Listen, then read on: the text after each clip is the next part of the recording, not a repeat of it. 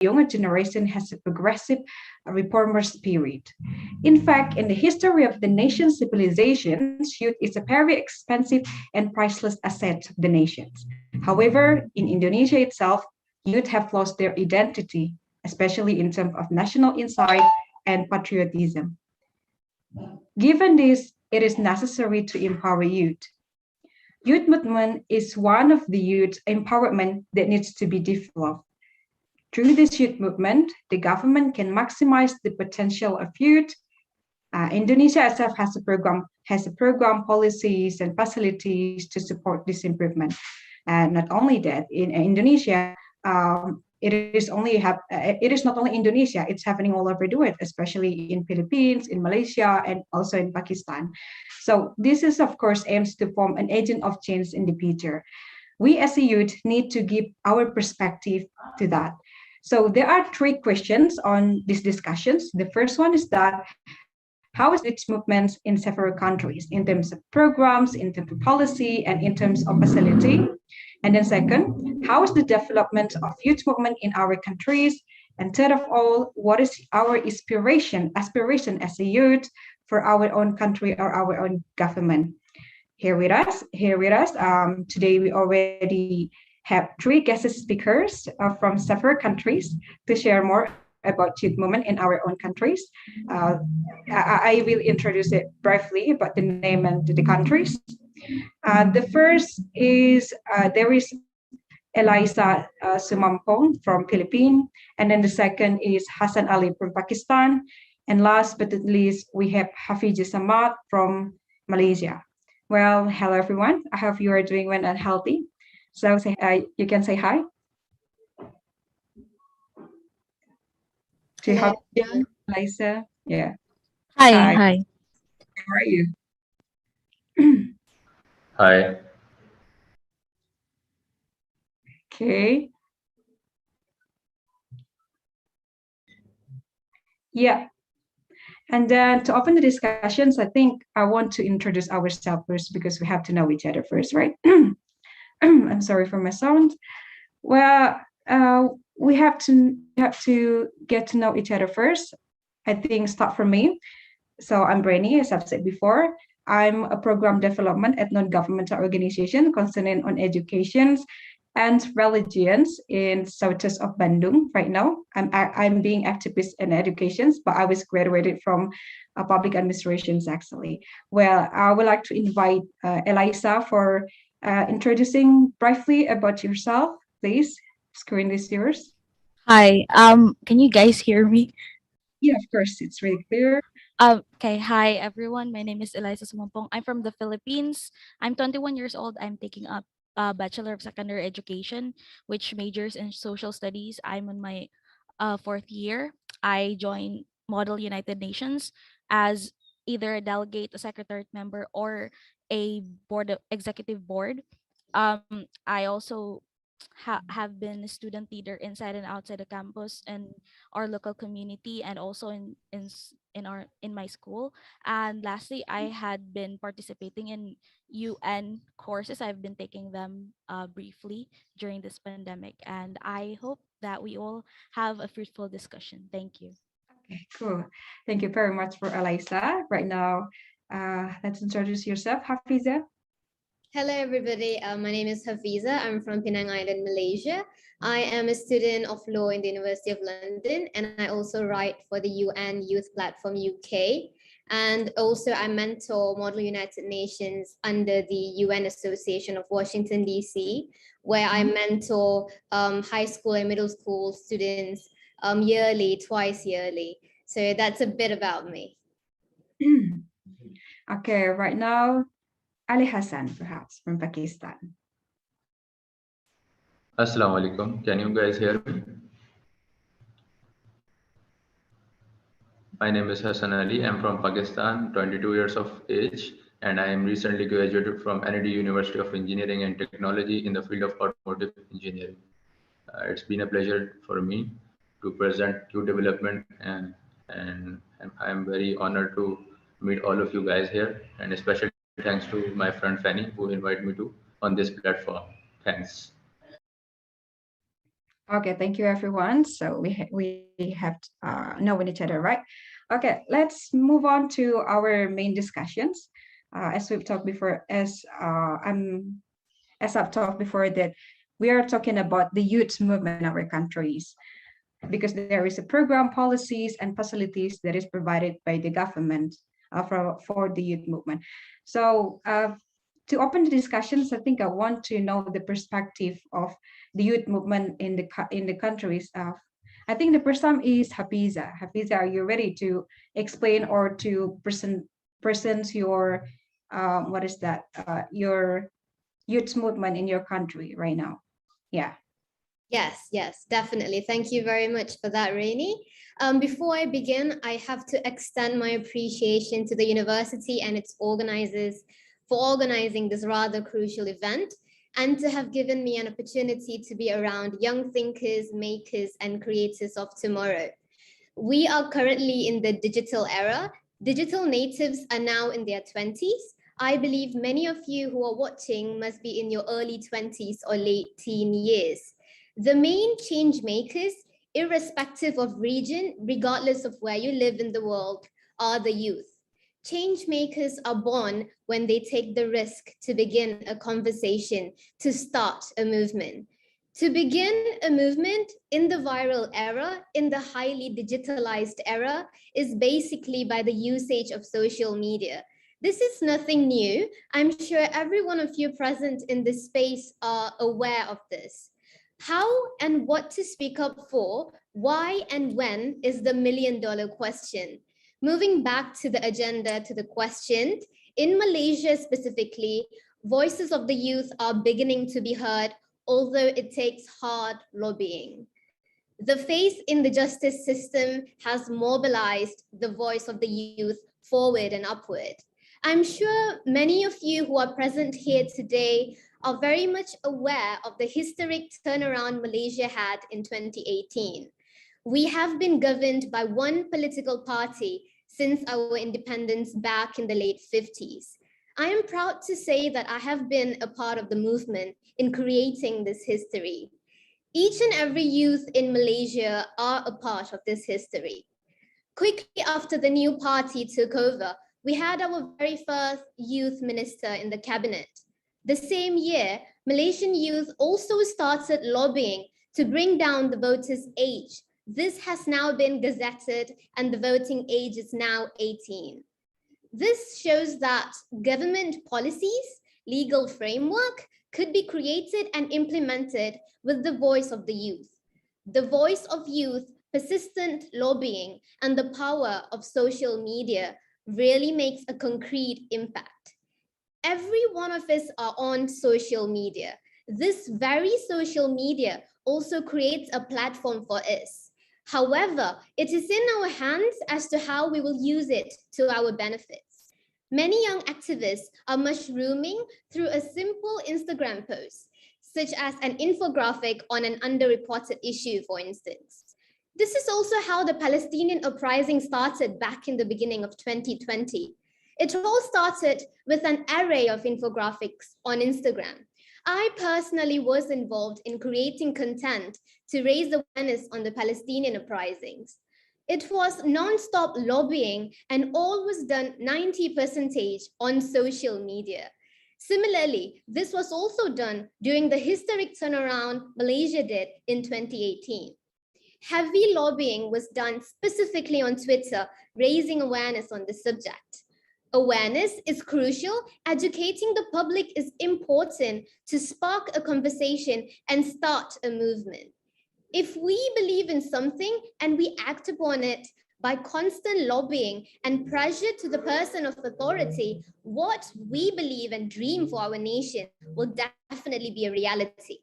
Not only that, the justice system plays a rather important role in crystallizing reformation and even in marshalling a movement. Many movements are formed by the sheer trust that youth specifically have on the justice system. Without such trust, implementing an idea, a change, and to have that materialize into a gazetted law, a functioning rule, or a legal framework will only be a utopian dream. As such, youth movement could never be fully achieved without the active presence by the government of each nation. Acknowledging youth, trusting and conceding their words, hope and dream will catapult a nation to great heights. There is an axis of dystopian and utopian tension between those in power and the youth who are seeking for a change. This is now perceived as a praxis, something that we have to live with. The dream and aspirations of the youth should never be deemed as a utopian dream when there are plenty of nations and laws that have been given power by the voice of youth. To put it succinctly, the youth are capable of mobilizing policymakers and shaping the future of a nation. The youth does not only need a seat at the table, but also needs to be given acknowledgement, faith, and trust in order to build a better nation. Thank you very much, Reni. Thank you, everybody. Okay, thank you very much, Hapija. It's really beautiful speech.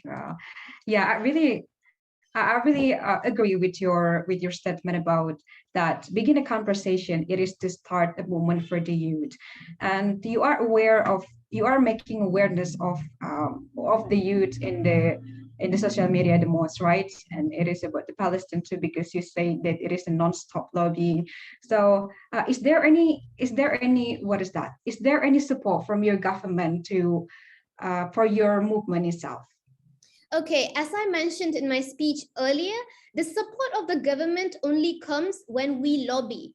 For example, there's a few activists who are usually still studying or have recently graduated. They are the one who start speaking up for a change to happen. And so when we lobby consistently on social media specifically, that is when the government tries to give us platform. So if you ask me, the government only starts to assist youth when we as the youth start speaking and requesting and demanding for a seat in the conversation. Oh, okay. Thank you. Thank you very much, Afija. Well, I want to know the perspective of this from Eliza. Eliza? Hi. Yeah. Yeah, Thank you you have so heard the Hafiza, right? yeah. I want to know your perspective about the youth movement that is done by the Hafiza right now. On Malaysia, Yeah. I think that it's a really wonderful idea. It's really progressive and also innovative. You know,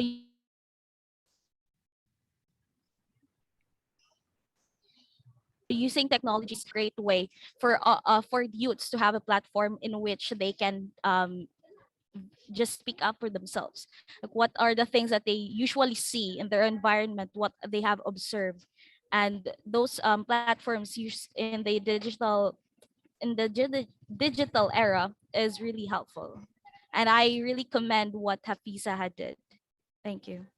Okay. Do you have any same movement with Hafiza in your country, or you do it right now? No? Eliza? Okay, I think there is a connection problems. Well, I want to know the perspective from Hassan Ali. Hassan, can you please unmute it? Yes, by continuing our fellow Hello. members. Hello? Yeah. Hello, Eliza? Yeah, hello. Yeah, okay, I can hear you right now. So do you have the same movement with Hafiza in your country, like using the technology and then the campaign? Yeah.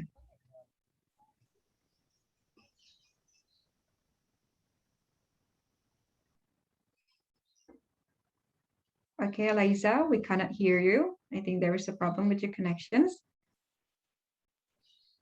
Hello? Hello, okay.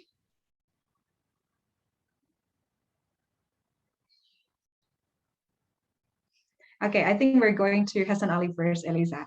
Right, Hassan, how about your perspective about what By Hafiza continuing did? Yeah. by continuing mentoring my fellow member and my perspective from the government, I prepare a draft what government in any country could do about development of their youth. So government should play a vital role in the development and the movement of youth by appreciating and providing the support like employment and livelihood, which are the main concern for the youth. Government should play their part to encourage youth development in following four ways, I can say: support, protection, preparing, and engagement of the youth in the development of the countries of economical and social development. Okay. Hassan, you're mute. I think you have to be unmute. Now, my voice is clear. Okay. Yeah, I can hear you. Yes. So government should play their part to encourage youth development in following four ways, I can say: support, protection, preparing, and engagement of the youth in the development of the countries of economical and social development. So in the support section, I prepare the draft that government support center on the creation of an enabling environment envisioned on youth Hello? ecosystem. These efforts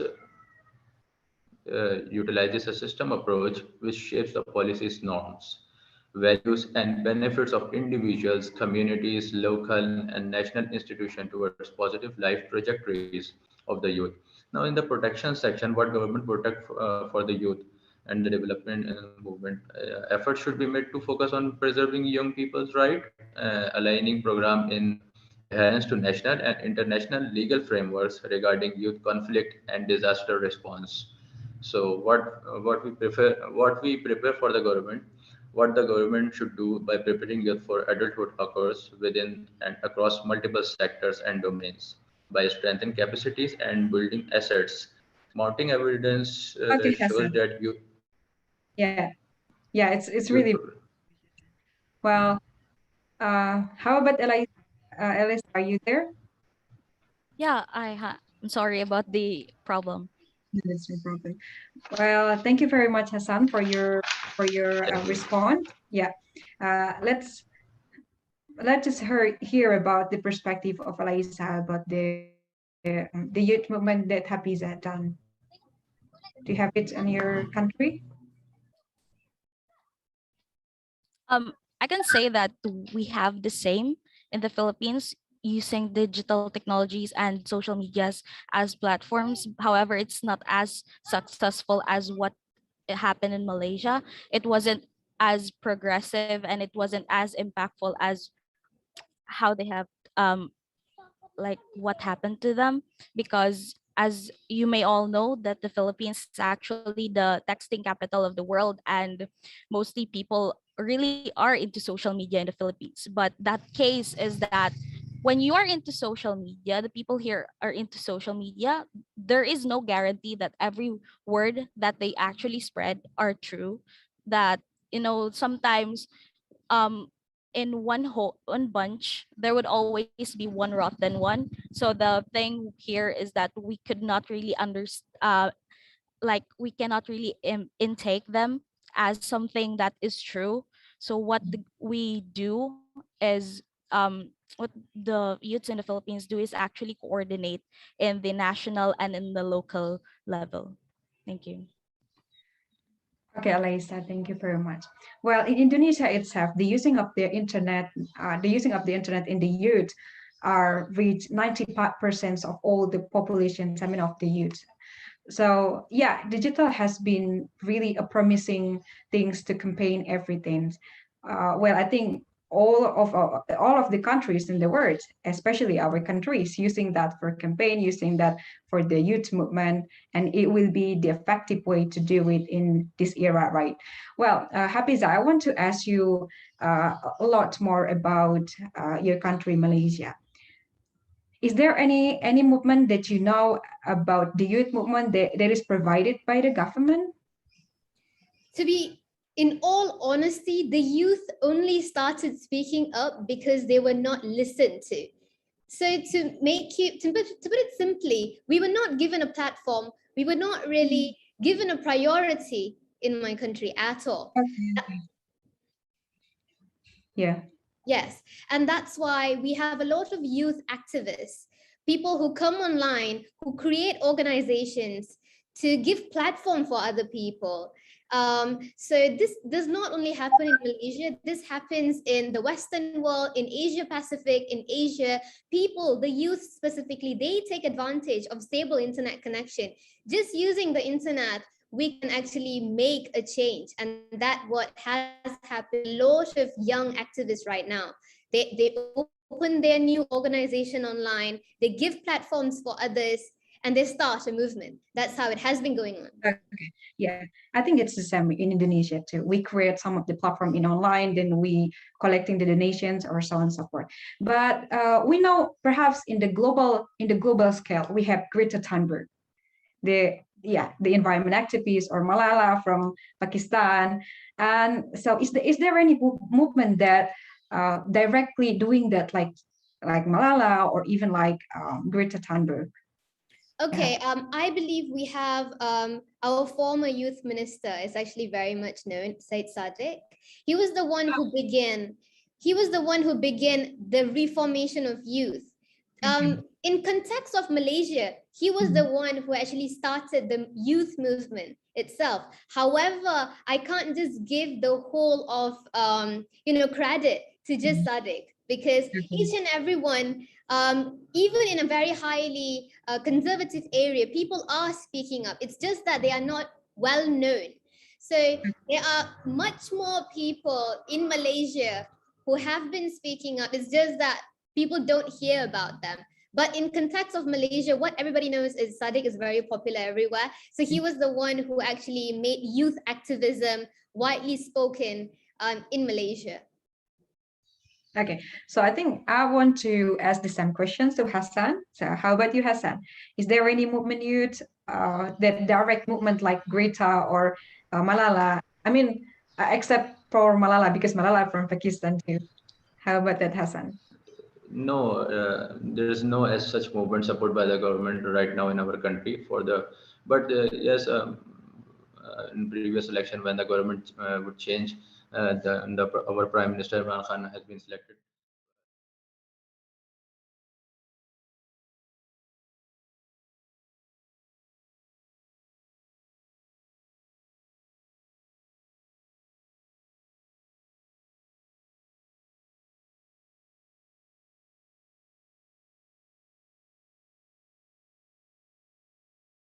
Any kind of like a direct movement in your countries about that?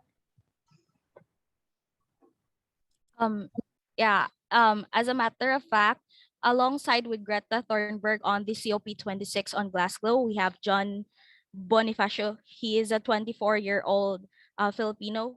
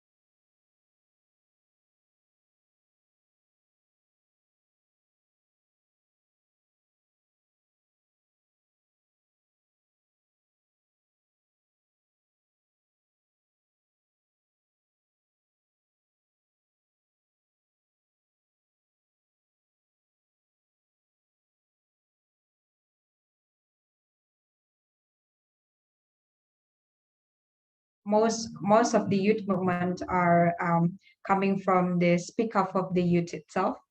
Yes. And today, right now, I want to know how the Philippines, how the youth movement in Philippines. So Eliza, can you please just explain briefly about the movements in Philippines or what you're doing right now? Thank you. So in the Philippines, just as I have stated a while ago, we have the National Youth Commission, which is actually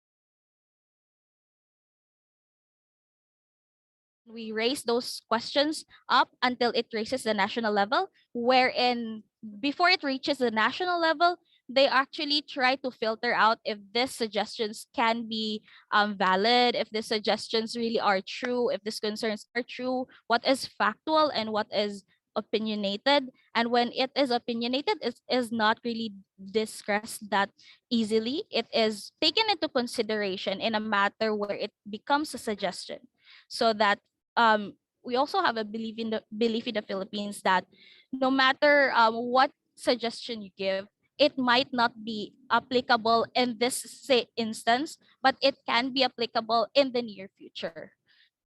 Thank you. Okay, I think we're talking about the process of how the youth arguments just come off to the government, right? And then, yes, I do agree that we also have the same process about this. Well, in Indonesia itself, actually, the community of Indonesia is divided by two. The first one is initiated by the people, and then the second one is initiated by the government. Well, from the people, it is becoming like the preserve group for the government.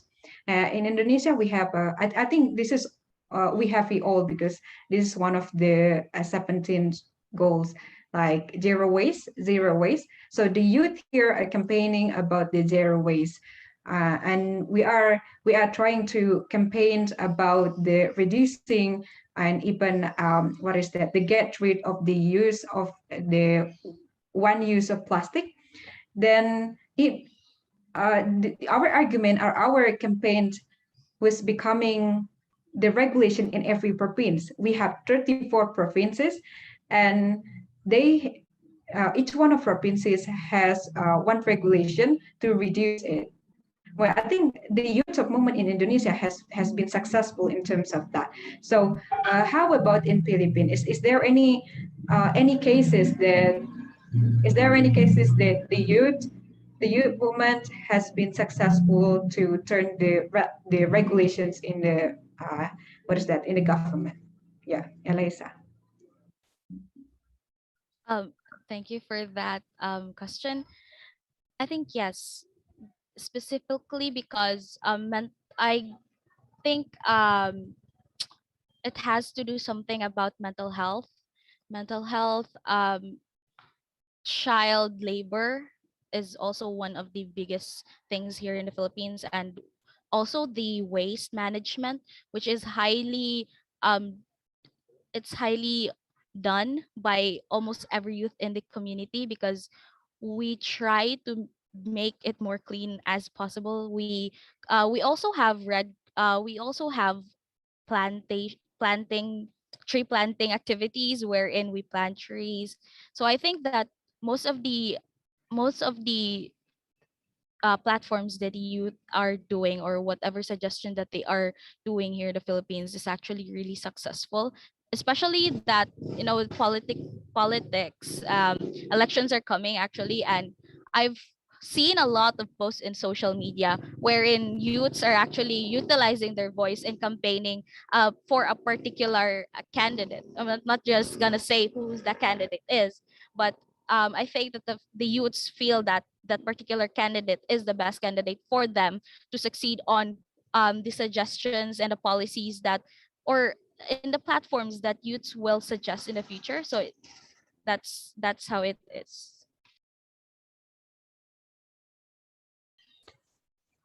Okay, so any response from Hafiza? Hafiza, do you have a response toward the movement in the Philippines? Right.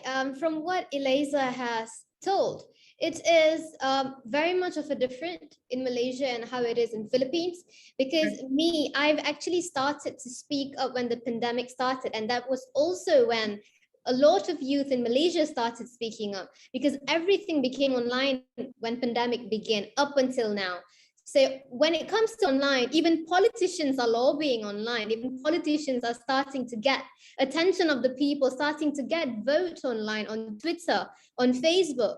So a lot of youth, even when they were, people used to get very busy with exams and all of that. But now, even with exams coming up, schooling, everything is online. So people are always online. They're always watching everything. So youth in Malaysia are starting to observe a lot of different things, because the politicians who are actually in the older side, when they started coming online, you can even see people trolling them. They start to see the differences that the politicians have with the youth. And so the youth now wants to have a seat in the cabinet as well. They want to be more, they want to get more into politics as well. When they see this happening, they disagree with it and they want to take a stand and make a change. So this will not happen if things didn't start to get online. So one thing that I, as a youth in Malaysia, are very happy about is that I'm very happy that everything became online, because it's very easy for us to speak up, because people are also starting to listen. Even news platforms are becoming online now. There are not much newspaper, like physical copies. People don't buy it anymore. People are online reading articles. Even my father and mom are actually watching and reading the news online. They watch YouTube newses. People can know which is fake news and which is actual news. So everything is changing here when the pandemic started, that's for sure. Okay, thank you, Hafiza. Hassan, are you there? Yes, I am here. Yeah. So our two friends said about the digital use in this pandemic era. So how about the digital use in your country, Pakistan? Do you usually use like do your youth usually use the digital for campaign too, or how is it? Yes, since the pandemic starts, you know that the power of social media and the digital platform are very huge. So all the papers and are the online held online, and all the government. Just I agree with my fellow. That's all the political activities and all the educational stuffs are getting online. So you know anytime you can spread your information all over the world by digital platform, by using of the digital platform. I think that it's been a great responsibility of the upcoming youth that they use digital platform in spreading. Nobody become no one by themselves. So if someone sit under the tree, it's because someone planted decades ago. So we have to we have to focus on and the development of our youth movement. So digital in our country, the use of digital media for spreading all the collaboration of the youth. Uh, I can say that it's very drastically increasing day by day. Yeah. Okay. Yeah, I do agree. I do agree that the digital right now has been the effective way to do the campaign or to speak up about our argument to especially to the government. Well, right now I want to know more about the topic or what is up to what is the actual things happen in your guys country. I mean in our countries, like in Indonesia, for example. We are up to right now our movement is more to natural disaster. I mean we have a lot of natural disaster right now, so that our movement is collecting the fund and yeah, so on and so forth. And it is not for political, because political is not our time perhaps today. So how about in your country? Is it more in political? Is it more in economic? Is it more in what campaign? I mean, yeah, I just want to know about that. Hafiza, please. Okay, in Malaysia specifically, recent times, people are worried about the economy. We have, prices are increasing. Vegetable prices have increased incredibly. People are struggling to pay rent. People are struggling to get into uni, pay university fees. Parents are losing jobs. So before this, the youth movement used to be focused mainly on politics. The focus used to be on having a seat in the cabinet, being a politician. But however, right now, the focus for the youth movement is worry. That's all I'm seeing. People are worrying about the hike in price, not having opportunities. There's no job opportunities, especially in the legal field. I used to work at a law firm. And for me to get a job in a law firm again, I'm struggling very much. And not just me, even lawyers, certified lawyers are struggling to get a job as a lawyer in Malaysia. We are, we are actually losing a lot of opportunities right now because of the new variant coming in. And Okay. that's just a lot of worry amongst youth. That's all I can say from my part. Okay. So what is your response? I mean, how you speak up about the issues to solve the problem of the economic issue? Yeah, of As that I issue. mentioned before, lobbying is crucial. Right now, lobbying has changed. Before, when you want to lobby, you go up to a consulate office, you go to the parliament, start shouting, screaming. That was before. But now, lobbying, shouting, screaming is becoming digitalized. It's online. I'm on Twitter mostly. So people go on Twitter. There are not much people on Facebook nowadays, especially Malaysian youth. There's a lot of Malaysian youth on Twitter and on Instagram, on Twitter specifically. So we get on Twitter and we just start talking and adding, tagging all these politicians and just asking them what's going on. And then we also have politicians going live on Facebook, live on YouTube sometimes, tweeting, opening a thread on Twitter, just started talking about the issues that's going on. However, the politicians right now, they are not really speaking up that much because of a lot of political crisis that's going on in Malaysia. A lot of things are now on hold. But from what I'm seeing, regardless of how the political crisis is going on, youth are still very much speaking up. They are there, they are listening, and they want to be heard. That's what I'm seeing and observing in Malaysian youth. Malaysian youth, the millennials, the Generation Z, they want to be heard. Regardless of how, when, what, they will be there and they want to see a change. That's my observation and what I've heard from other counterparts, other friends in Malaysia. Okay. So how about you, Eliza? What you are Yes. up to? I mean, is it economic, politic, or whatever it is in your country? I do agree with the visa. It's almost the same in the Philippines. Like we have so much problem and in unemployment. Youth unemployment is actually increasing. That is not really a good sign. Our even our money is we did have like a 10 peso bill before, and now even the 20 is almost becoming a coin, and that's not a good sign, especially in economics. Hello. Yeah. Oh, sorry. So that is not a good sign, and especially the youths nowadays, like those who just graduated, they all have this term backer. Like we cannot find a job easily if you don't have a backer. If you don't know someone in the industry that can get you in, that's really one of the main problems of why job unemployment is increasing in the Philippines. Another problem here is politically. We know the elections are coming up in the Philippines, and a lot of bashes, a lot of trolling are happening online. They'll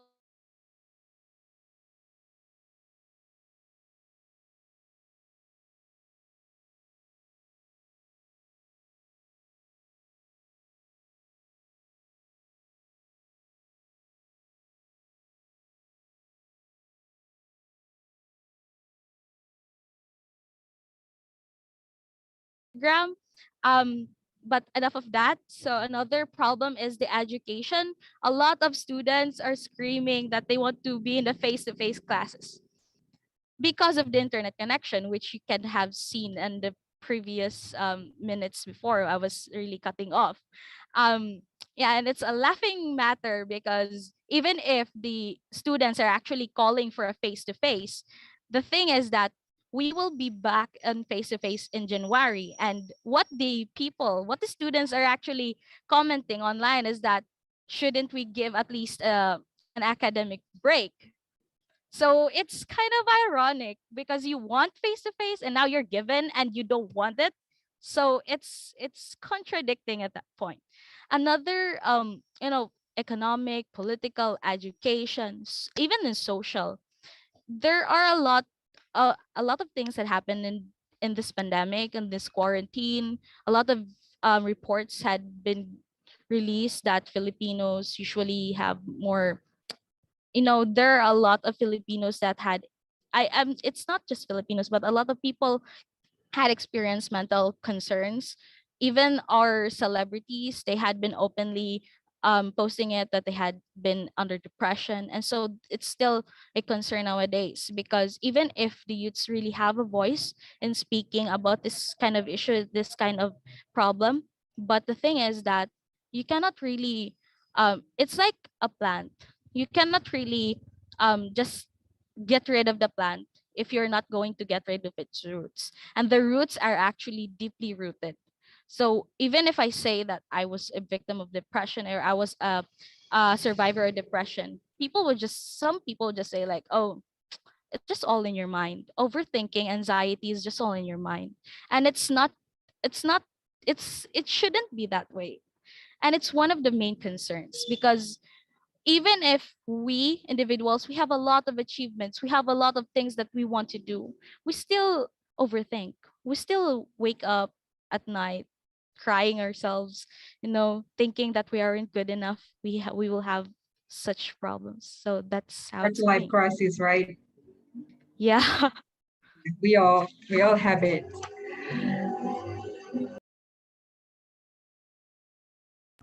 Well, okay, thank you, Eliza, for your perspective.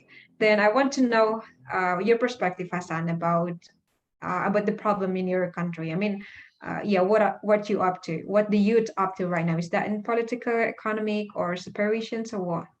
Hassan. Yes, yes. In my country, the problem just like my fellow Alicia said, also the same. That we are a lot of number of students graduated and they couldn't find a job in reputable Mhm. institute. And rather than find a job in reputable institute, they are not finding any type of any certain of job. The employment ratio since past 4 years have been increasing in our country, and increasingly day by day. There's a lot of crisis and economic crisis in our countries also happens. The inflation rate rose up to about 18% and 17% in our country.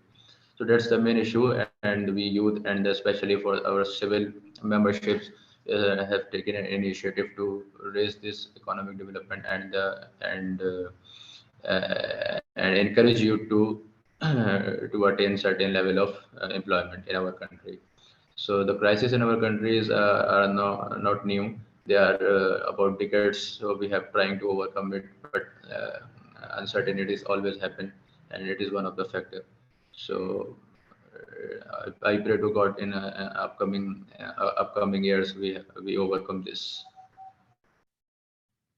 Okay, so I think we are agreed that we have the same problem. Like in Philippines, in Malaysia, and in Pakistan, we have the same problem: economic, unemployment, and everything related to the pandemic. And in Indonesia too. I mean, this is all over the world. So I think this is our what is that? Our obligations or our responsibility to respond to that as a youth. We know that we have unemployment, we have economic problem, we have health problems and education problems in the Philippines, and political problem, and so on and so forth. What is our argument toward it? I mean, we as a youth, what should we say to the government to solve it? What is the, let's say, speak up to do for the government? Or Hafiza say that we can do the login to solve a problem. So in the economic problem or in the education's problem, what kind of the things that we want to lobby into the government, to our government. I mean, I'm from Indonesia governments and Hafiza in Malaysia governments. What do you want to say to your government regarding of our problems right now? So start from Hassan.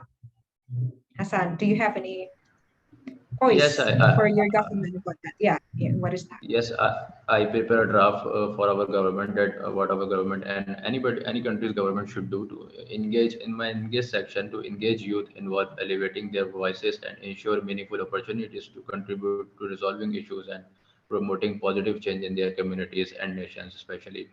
Youth engagement also involves preparation of adults to listen, to work with young people. There is a need to improve the quality of partnership with youth, especially youth and government collaboration is very important right there, to provide move concrete platforms for youth participation, to support existing local youth networks and initiatives that's taken by the government in our country. So all I can say that if all these necessary steps government will take of any country, then it will identically be drastically development of youth will happen.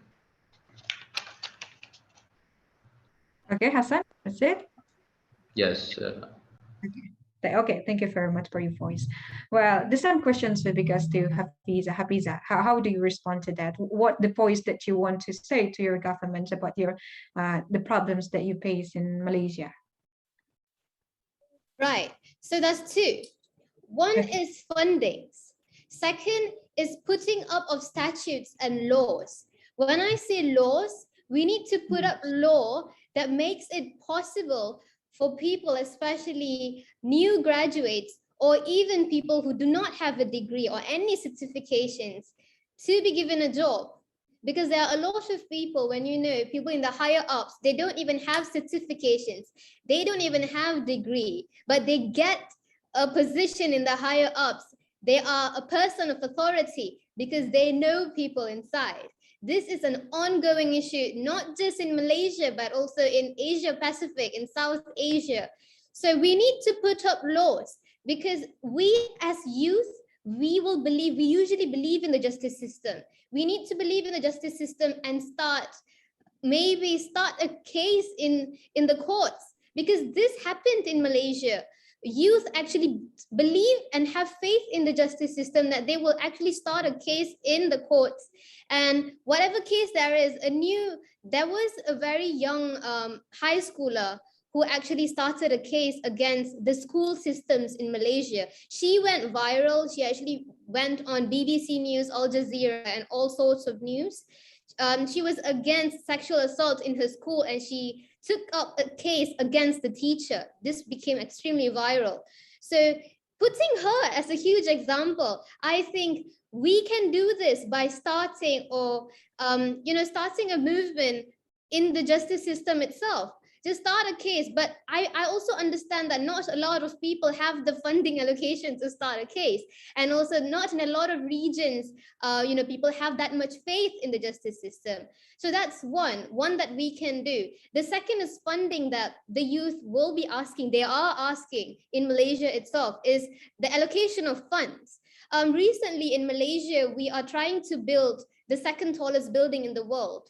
We are actually really looking into that. So what me and a lot of youth are thinking is that we are a developing nation. We are a struggling nation with youth that don't have a job. Although we have degree, master's degree, doctorate degree, we don't have a job, struggling to get a job. Although we have a job, we don't have enough salary to sustain a living. So when we as the people, the youth, the future of the nation are struggling to even have money, where did the money come from to build the second tallest building in the world? This is the question that's arising. So this is not just an issue in Malaysia. This is an issue in Asia Pacific nations, in South Asian nations, or even worldwide.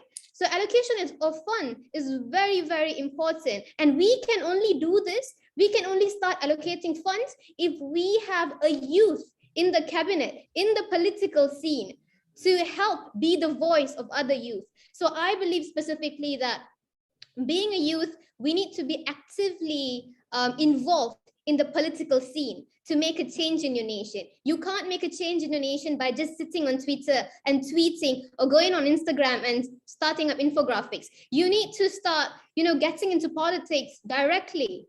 That's how you begin a movement. You can't just be there as an activist. In all honesty, that's not how it is. There's a lot of activists who speak up way too much, and what happens? They don't want to get arrested, they go abroad.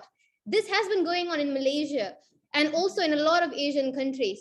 So we need to be brave. If we don't be brave, then we can't make a change in our nation. That's for sure. We can make a change individually, but we can't make a change for the nation if we don't take the risk. So that's one important thing I want to make a point here. It's good points, Hafiza. So you have three, I think. The first one is funding, the second is laws, and then the third, we have to involve in the politics, right, as a youth. Well, how about you, Eliza? Yeah, what do you think?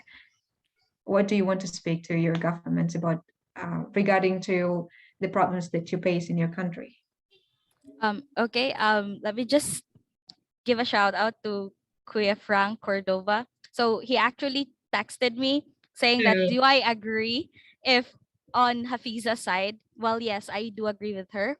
Um, I do agree that we need laws and statutes that will protect the youth, that will give them more voice in the Congress and our nation. But in the Philippines, actually, we have those laws. It's just that it's not timely enough. It needs to be updated. And I mean, updated that wherein we would not just think of today's scenario, but we need to think of what will happen on the next years. What will happen 10 years from now? Would the youth still be in the same page as how the youths are today? That's how they should have um really looked into what they're going to put on the laws. Second is that we also need to have a seat in politics. Even if we have the National Youth Commission, we also had this particular talk, which was, I guess that was last year, wherein a lot of youths were firing why the National Youth Chairman is not really a youth. He is not even in the bracket of the youth anymore.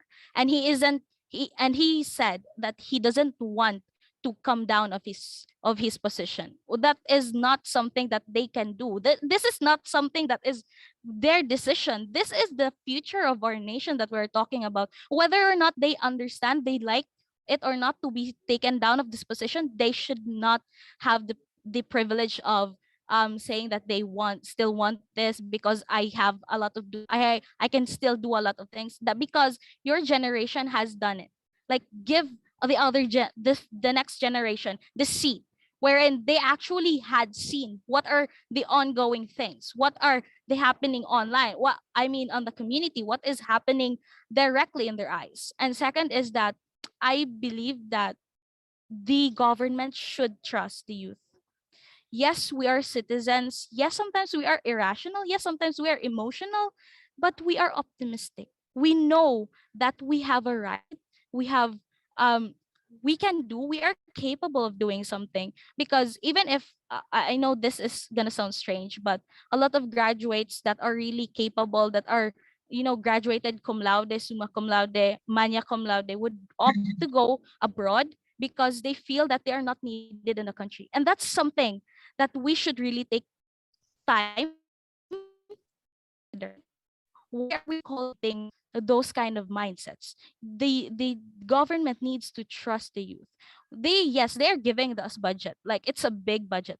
I have been on a meeting last August talking about the local budget in a community, since I am the local youth leader. But let me just say that even if those funds are big, those activities that they proposed are activities that had been done in the past. Like, why can't we go for activities that actually have a progress? Why can't we invest in activities that are timely? Like, why can't we talk about mental health? Why can't we talk about how we are trying to cooperate and cooperate in trying to solve the climate change, even in our locality? Why can't we retain tree planting? But instead of tree planting, we need to understand that tree planting is not going to sustain itself. It's not going to sustain the environment. we need to also consider that we need to innovate in ways that we need to invest on other things like inductive stoves or something like that, because that's really a problem here. And I feel that the government can give you money, but they're saying like, oh, I can give you money but I don't trust you. That's not a thing, and that is really ironic. So I feel that those 3 points will be really important in order for the youths to have a better future. Thank you. Okay. Okay, thank you very much, Eliza. You have 3 points. That's good.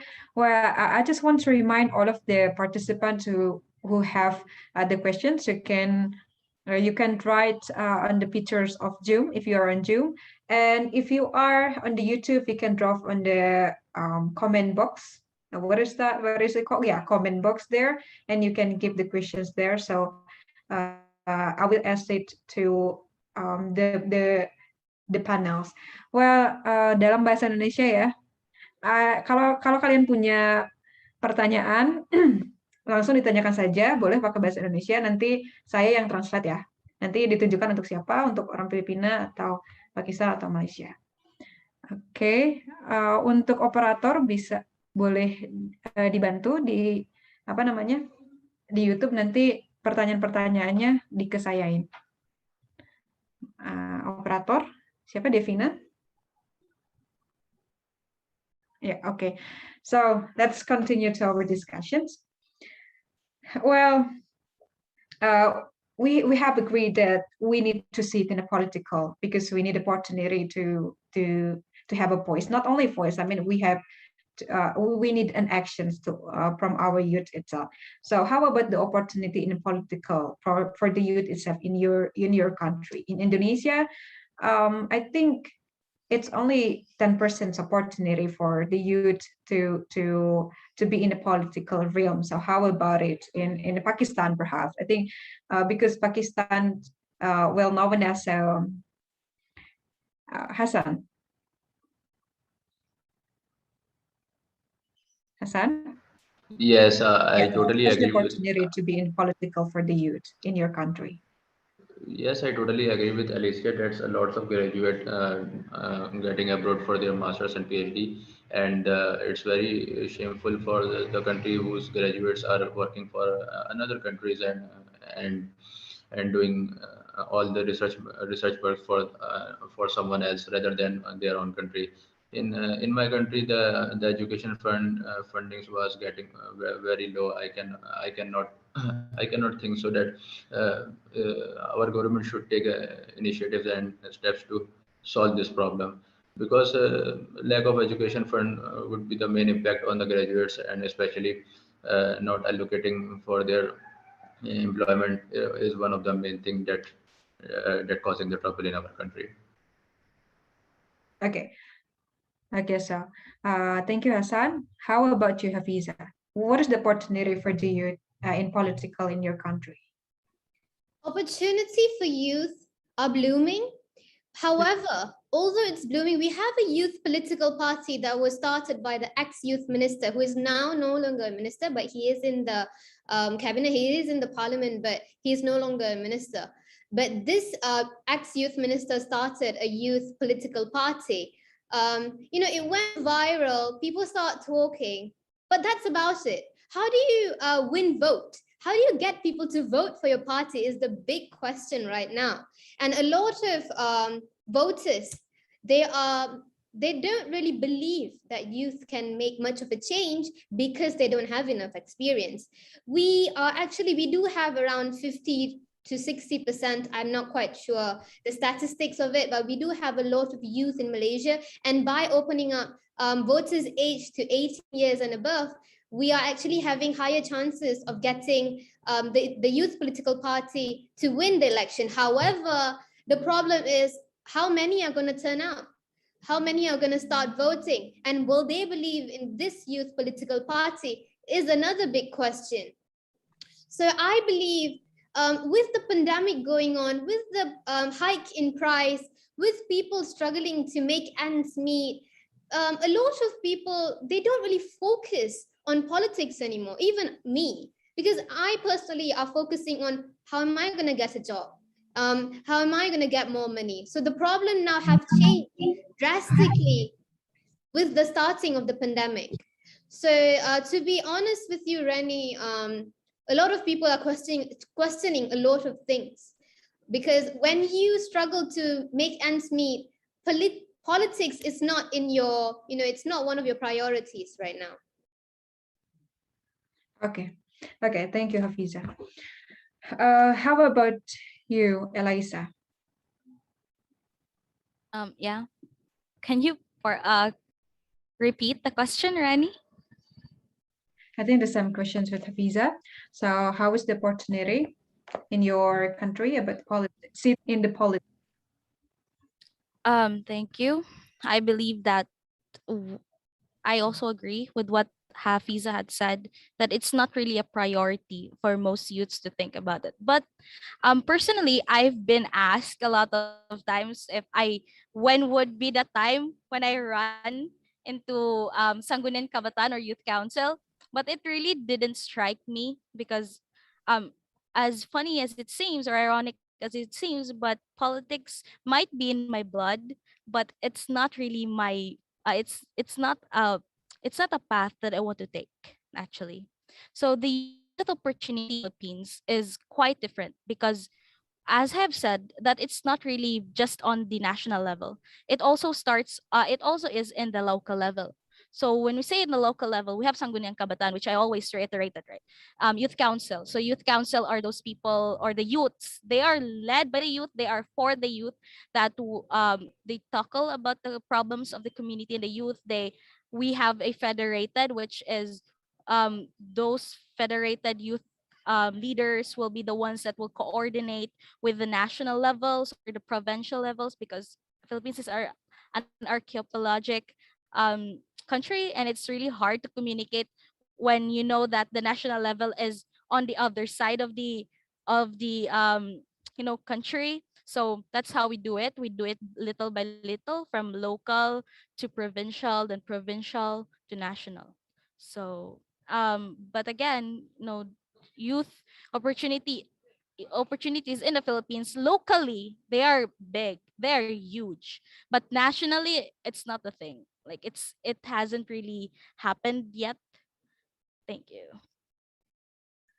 So I can conclude that from Malaysia, from Pakistan, and from Philippines, it is not the opportunity itself, but it is the youth concern. This is the youth priority, the youth police. They don't have any police at all about that, about to be said in the politics, because they are worried about their life, right? Okay. I think in Indonesia too. Yeah, I mean, we all in the words right now is concerned about the economic, is concerned about our job because of the pandemic situations, and hopefully will be recovery really soon. And there is a questions on the chat. I will read this. Like Eliza said earlier about in the Philippines, has the mental health care rate decreased drastically in each country like Pakistan and Malaysia? And in which group is the biggest problem? Is it the student? And is there any encouragement from the government to improve mental health? So I think um, I want to study it from Hassan. How about that in Pakistan? Is the mental health is decreasing or increasing in your country? And what is the response from the government about your mental health and students? Yes, mental health in our country has drastically been decreasing because people get lots of pressurized since they graduate, and after getting graduate, they are a lot of in brain disturbing that they are not getting job. About previous week, about four suicides have been attempted in our country for the sake of unemployment and the poverty. And the person who commits suicide about the PhD in mathematics. So that is the main shocking news for us. For just like me, also I'm recently graduated and I'm looking for the better opportunity. All the young graduates in our country are mentally disturbed because they are not getting job. Uh, Attaining a job is very far. They are not getting any some sort of internships in their reputable companies. So mental health in our country decreasing day by day. the government should take it seriously, and the steps were taken by the government, but not as an effective I can see. But this is very serious issue in our country for the mental disorder and the mental distortion of the young graduates, especially. Okay, Hassan. So how about is it I mean, what about group? Is it most of them are from students or from perhaps old people? Yes, the four murders and the four suicide case are about the age less than 30, and two of them are students and two of them are regular employer. So that is a very questionable thing to our government. So it is caused by pandemic, right? Yeah, it is caused by pandemic, and moreover, the pandemic it is caused by the unemployment and the increasing ratio of unemployment in our countries day by day. On one post, there are thousands of people applied, and no one getting a job. And getting a job is something I can say is only just like a dream.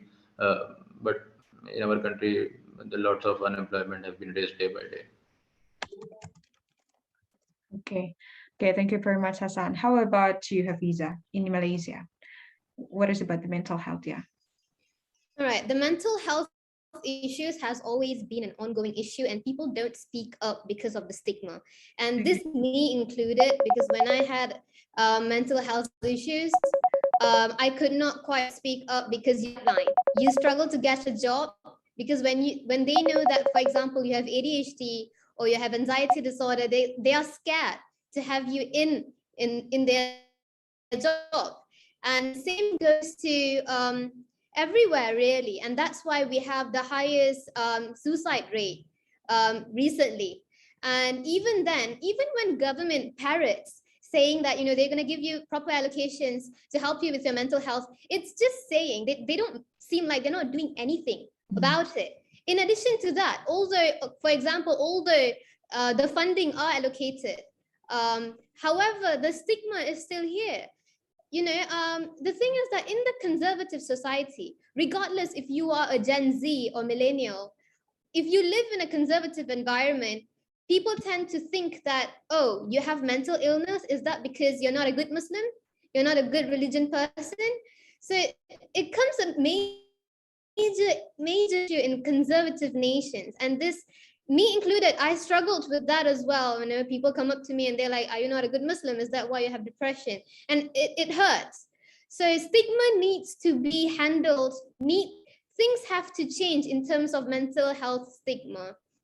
And if the government give proper funding in terms of, giving free medication for mental health problems, screening perhaps, that will actually help to reduce stigma. Because the main issue is